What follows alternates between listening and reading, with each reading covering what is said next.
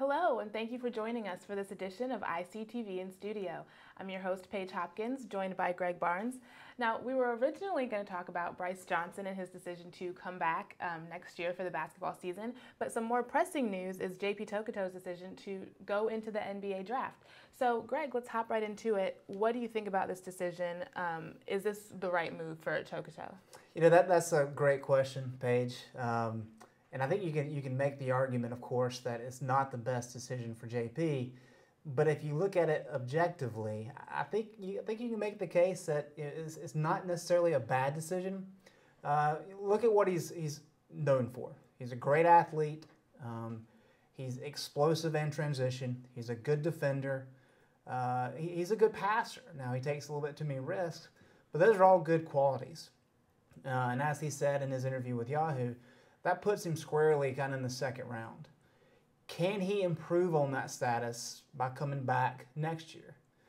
I don't know that he really can. I mean, he knows that he's got to work on his jump shot. I mean, that's a key component of all this.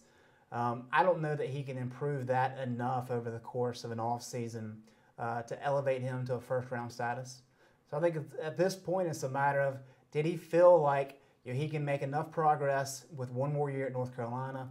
Or as he said in that Yahoo article, does he go with professional trainers, some pro coaches, work on his craft during the offseason, and really see if that gives him enough of an opportunity to elevate his game so that he can jump on with the team. Even if he doesn't get drafted, he can go the James Michael McAdoo route and sign a free agent contract. And so from that standpoint, I don't know. I can understand why he did it. You look at the options that he had coming back.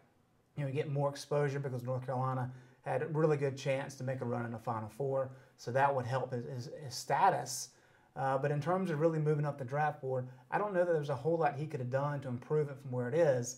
And it's kind of like James Michael McAdoo last year. At some point, you kind of know what you have, and if your dream is to play in the NBA and to make that leap, and you think you've learned enough through 75 starts or whatever it is for JP, you may as well go ahead and do it now.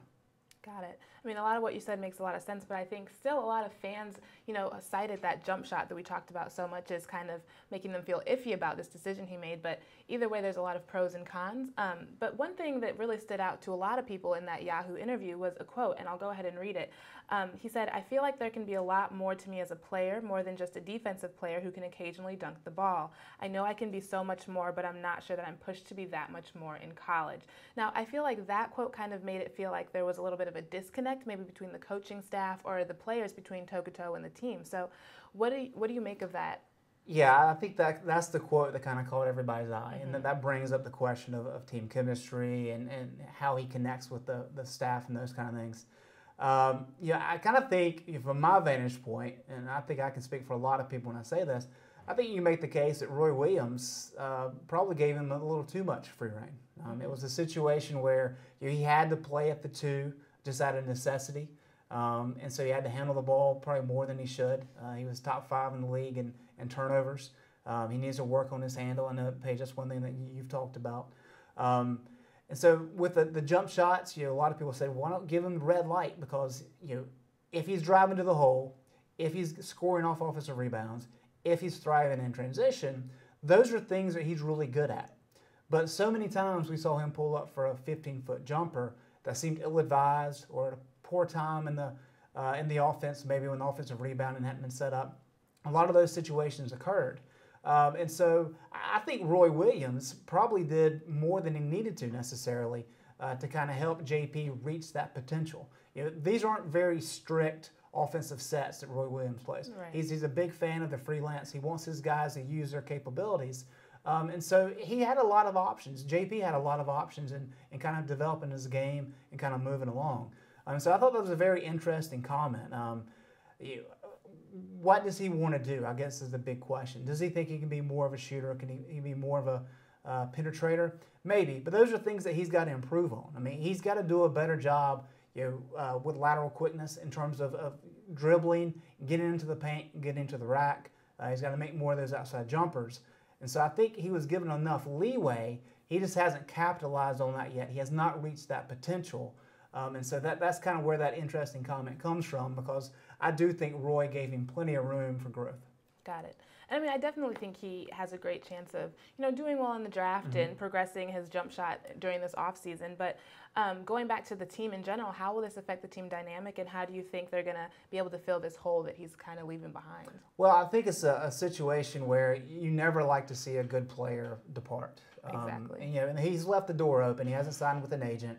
But that Yahoo article made it sound like he's pretty set on sticking in the draft and seeing where the chips fall. But I think this is kind of a situation where if you can get an Ingram, if you can get a Jaylen Brown to come in, a lot of the concerns are alleviated.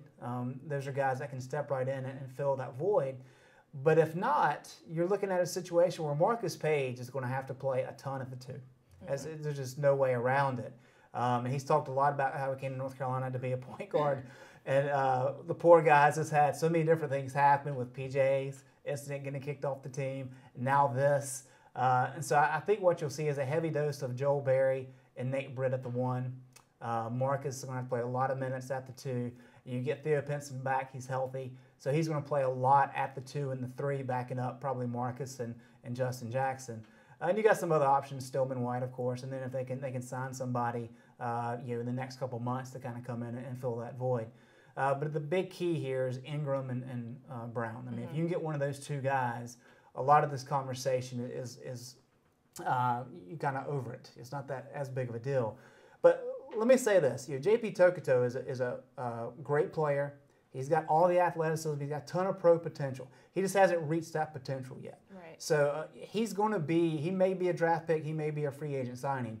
But he's got all the parts there to be a good player at the next level. North Carolina clearly could use that next year, but you kind of have to scratch your head a little bit and say, okay, is this the best decision for him at this point in time? And only he knows that. Only Roy Williams knows that. And all we can do is kind of comment on it and banter it about. Exactly. That's what we're doing. Right. But you mentioned Marcus. He hasn't come out with an official announcement of what exactly he's doing, but I think all indicators kind of point that he's coming back. What are your thoughts on that? Yeah, that's a big key. For me, the big component in the offseason was Bryce Johnson and Marcus Paige. And Marcus really kind of answered that question after the Wisconsin game. And then if you look at kind of what Bryce Johnson, the news that came out earlier this week on Inside Carolina, that's a big benefit. So now you've got a bunch of veteran leaders. You've got the freshmen coming back with a ton of experience. So even without JP, if JP does not rejoin the team, this is a group that can make a deep run next year. They know the mistakes they've made. They've got to improve on that. They've got a lot of work to do this offseason. But I think this past year was very telling for him. I think Marcus, having him healthy, is a key component. He's a great leader. And so I think things have set up pretty well despite the Tokoto news. Right. And like you said, Bryce Johnson did officially say that he will be joining the team. But I think one thing comment you made about how people, how they're veterans now, we have a lot of returning seniors. But, there were juniors this year, and a lot of people talked about the fact that, these guys aren't rookies, and they were at times making rookie mistakes. So how do you feel like they're going to make that transition between finally, moving up and playing their age or playing their maturity level? That's a great question, and that is the talking point this offseason. And we talked with Marcus Paige after the Wisconsin game about that. And it really is a situation where these guys have to make a point of saying, look, we've had some success. We're not up in the rafters necessarily to the extent that we want to be. And I think that's the key component, is in talking with a lot of players. Dewey Burks talked about on the podcast. Anton Jamison, Sean May, all these guys have talked about, look, we've got banners up there for Final Fours and for national championships and ACC tournament wins and all these different things. What's going to drive you? What's going to make you cut down on those miscues? What's going to make you focus more down the stretch of games and close out some of these games? And so that's where the growth has to come in. As you mentioned, these guys are veterans. They've been around a long time. And so I think a lot of people were surprised with how some of the games played out this year. So you've got to improve on that. Now, saying it's easier than actually doing it, so that's going to be something for Roy Williams and his staff to really address. But more than anything, that's on the players. The players have to make that next step to really make this a national championship contending team. Exactly. And kind of as a wrap-up, obviously Duke just won the national championship, and there's been a lot of talk about how it's kind of back and forth with North Carolina and Duke. So, I mean, obviously it's very superstitious and not concrete fact, but what do you think about our chances next year? I think it's a situation with with Duke winning a national championship, I think that's a good thing for North Carolina. Mm-hmm. I know the fans hate it, but it elevates the rivalry, and it puts stress on North Carolina to elevate their game. And Roy Williams hates to lose, and he doesn't like to see his opponents do better than him. And so it's going to drive him. And I think it's going to set him up. We've seen a lot before where Duke won in 91, 92, who won in 93, right? North Carolina exactly. did. Duke had a big run there, late 90s, early 2000s. And then Carolina came back in the kind of mid to late 2000s.